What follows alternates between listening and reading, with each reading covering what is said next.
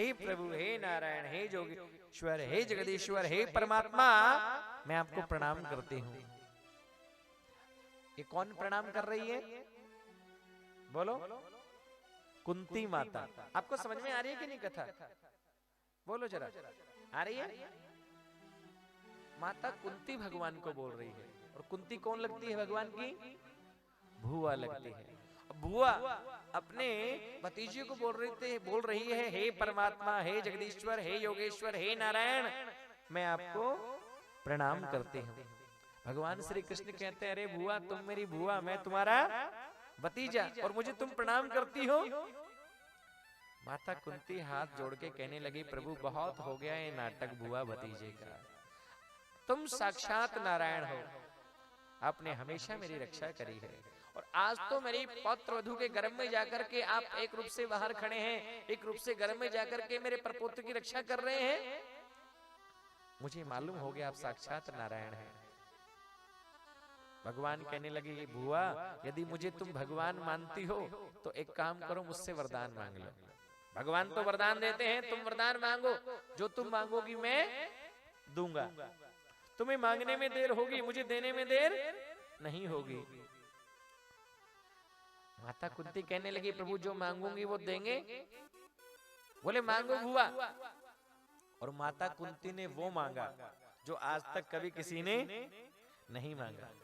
चिंतामणि जी थोड़ा इधर हो जाओ, मुझे दिख नहीं रहे आप। हाँ, विष्णु जी, गणेश दास जी आप भी जाओ। हाँ, ये वृक्ष बीच में आ रहा है। हाँ, माता कुंती ने क्या मांगा मालूम? कोई बता सकता है आप में से? क्या बात है, बहुत सुंदर बात। एक बार ताली बजाओ जरा बहन जी के लिए। माता कुंती ने क्या मांगा है? दुख मांगा। सोना चांदी नहीं मांगा, कोठी बंगला गाड़ी नहीं मांगा, बेटा पोता पोती परिवार नहीं मांगा। क्या मांगा? दुख मांगा। सब मांगते हैं सुख संपत्ति घर आवे, कष्ट मिटे तन का, लेकिन माता कुंती कहती है, हे प्रभु देना हो तो दुख प्रदान करिए। विपदा संतु नय शश्वत तत्र तत्र जगत गुरु, भवतो दर्शनम यस्यात् न पुनर्भव दर्शनम। प्रभु देना हो तो दुख प्रदान करे। भगवान कहने लगे, अरे बुआ, तुम पागल तो नहीं हो गई? अरे दुख भोगते भोगते तुम्हारा पेट अभी तक नहीं भरा, पूरा जीवन तुम्हारा दुख भोगते भोगते निकल गया।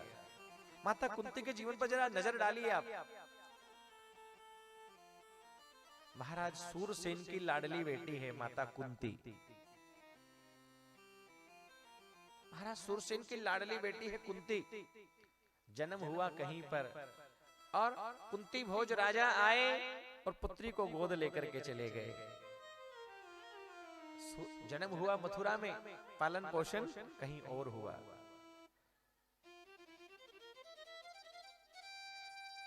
बालकपन माता तुम्हारा सही से नहीं बीता।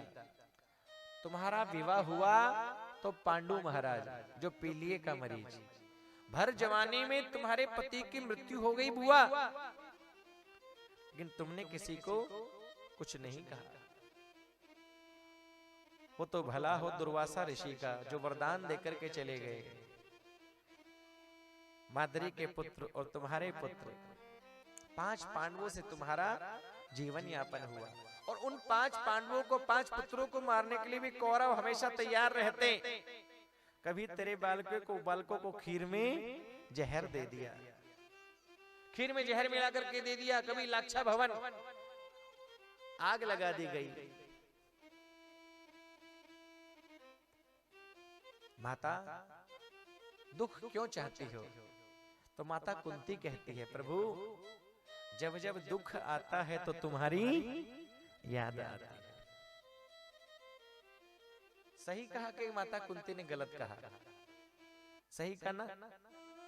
क्योंकि दुख में ज्यादा याद आती है भगवान के सुख में। हाँ,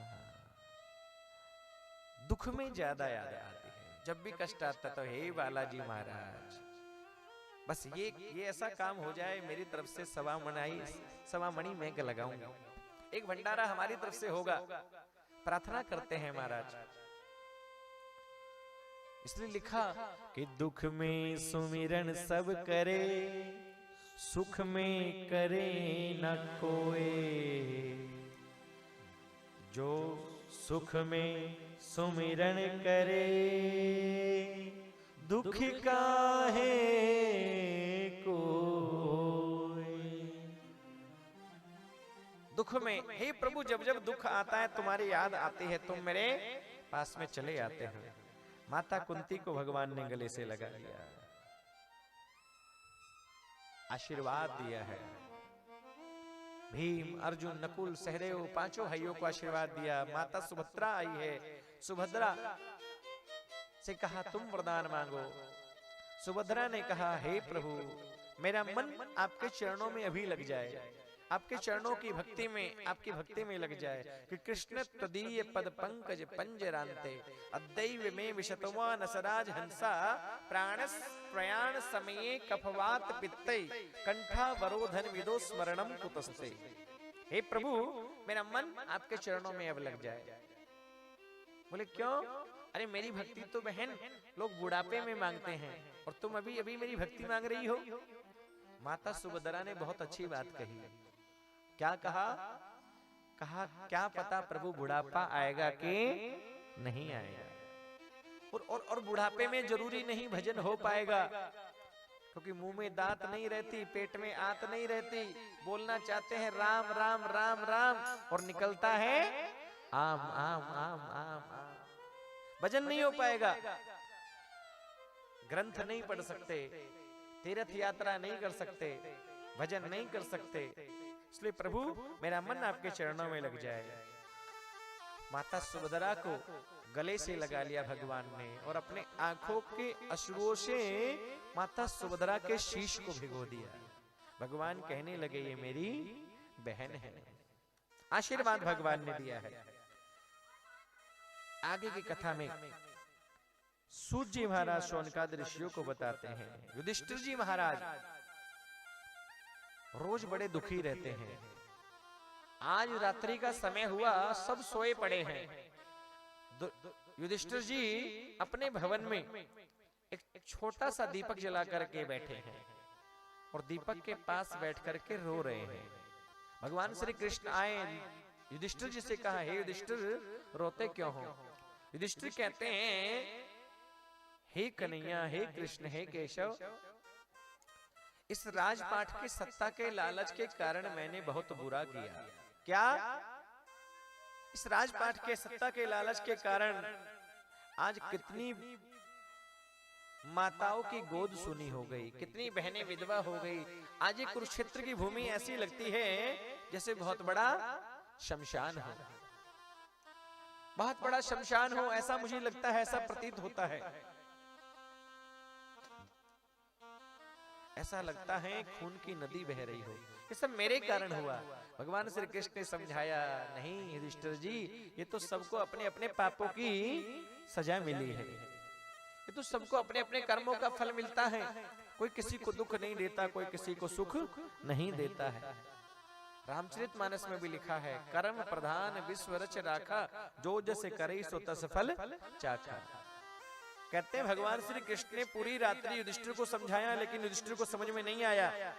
भीष्म पितामह 52 दिनों से बाणों की सैया पर लेटे हुए हैं, रोम रोम में बाण लगे हैं, बाणों की सैया बनी पड़ी है। भगवान श्री कृष्ण पांडवों को लेकर के, कुंती माता को लेकर के, द्रौपदी को लेकर के भीष्म पितामह के पास में पहुंचे। भीष्म पितामह के पास में भगवान पहुंचे, जाकर के भीष्म पितामह के पास में भगवान श्री कृष्ण ने प्रणाम किया है। भगवान श्री कृष्ण ने हाथ जोड़ करके प्रणाम किया, मस्तक नवा करके प्रणाम किया। भीष्म पितामह ने भी हाथ जोड़ा है प्रभु की तरफ। कहते हैं बड़ों को प्रणाम करने से, अपने बुजुर्गों को प्रणाम करने से, माता पिता को प्रणाम करने से, संतों को, ब्राह्मणों को चरणों में वंदन करने से 4 चीजें बढ़ती है। क्या? कि अभिवादनशीलस्य नित्ये वृद्धौपसेविना चत्वारि तस्य वर्धन्ते आयुर्विद्या यशो बलम्। जो अपने बड़ों को प्रणाम करता है, अपने माता पिता को, सास ससुर को, गुरुजनों को, संतों को, ब्राह्मणों को जो चरण छू करके अभिवादन करता है, प्रणाम करता है, उनसे आशीर्वाद लेता है, उसकी चार चीजें बढ़ती है। आयु, आयु लंबी होती है। विद्या, कई माताएं बोलती हैं महाराज जी ये बच्चा हमारा पढ़ता नहीं है, तो उनको अपने माता पिता को, दादा दादी को, परिवार के बड़े लोगों को प्रणाम करना चाहिए। इससे बच्चों की विद्या बुद्धि तेज होती है। आयु, विद्या, यशो, यश बढ़ता है और बल, शक्ति बढ़ती है। आप करते हो प्रणाम? कौन कौन अपने माता पिता को, सास ससुर को, बड़ों को, घर में लोगों को प्रणाम करता है?